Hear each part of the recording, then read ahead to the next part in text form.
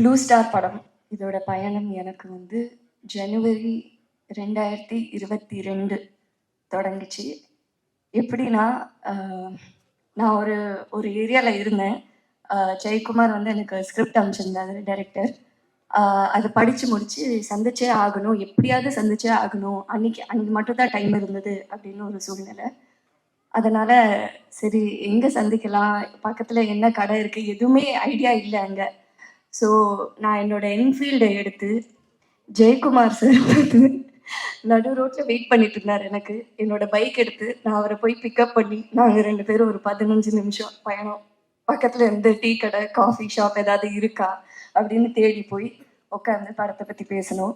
So அந்த first மீட்டிங்கில் அவர் கண்டினியூஸாக என்கிட்ட கேட்டுகிட்டே இருக்கிற ஒரு விஷயம் வந்து, உங்களோட கதாபாத்திரம் பிடிச்சிருந்ததா, அது உங்களுக்கு எப்படி ஃபீல் ஆச்சு அப்படின்னு தான் கேட்டுட்டு இருந்தாரு. பட் எனக்கு இந்த அந்த ஸ்கிரிப்டை படித்தோடனே முழுசாக அந்த கதை, அந்த வாழ்க்கை, அந்த வாழ்வியல், அதில் இருந்த எல்லா கதாபாத்திரம் அதுதான் ரொம்ப இம்பேக்ட் கொடுத்துச்சு. அந்த படத்தில் வந்து ஸ்போர்ட்ஸ் வந்து ஒரு ஒரு இம்பார்ட்டண்ட்டான ஒரு ஃபேக்டர், கிரிக்கெட்டுன்றது.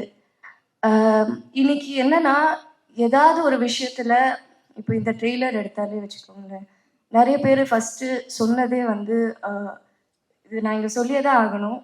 பாரஞ்சித் அண்ணாவோட பேர் வந்தாலே வந்து அரசியல் பற்றி பேச ஆரம்பிச்சிட்டிங்களா அப்படின்னு தான் வருது.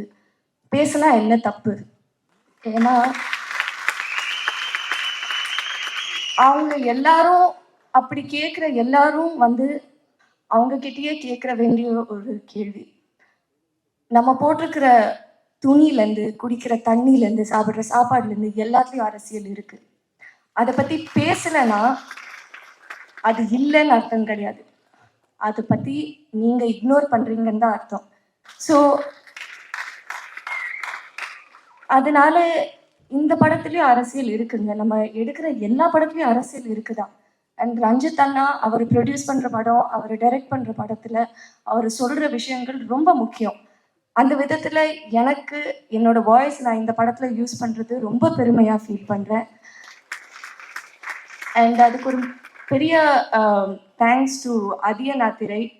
ஏன்னா முதல்ல அவரோட கதைக்கு தான் நான் போய் அவரை சந்தித்தேன். அப்புறம் அவர் சொன்னார், ஜெய் என்னோட தோழர் வந்து ஒரு படம் எடுக்கிறாரு அப்படின்னு சொல்லி நான் ஜெயக்குமாரை மீட் பண்ணேன்.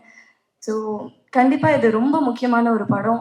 தமிழ் பிரபா சொன்ன மாதிரி முக்கோணம், அரசியல், காதல் கலந்த எல்லா விதமான ஒரு விஷயம் இருக்குது. வாழ்வியல், ஒரு ஃபீல் குட் ஃபிலிம் எல்லாமே பார்க்கலாம் இந்த படத்தில், நீங்கள் ஃபீல் பண்ணலாம். இன்னைக்கு இந்த மியூசிக் ஆடியோ லான்ச் நடக்கிறது வந்து ஒரு முக்கியமான நாள் நான் ஃபீல் பண்ணுறேன். அறிவோட பாடல் வரிகளில் நம்ம படத்தில் வர அரக்கோணம் ஸ்டைலில் காலமேல காலை போடு ராவண குலமே, மேலே ஒரு காலை வரும் ஏழு ரத்தமே. நன்றி, வணக்கம்.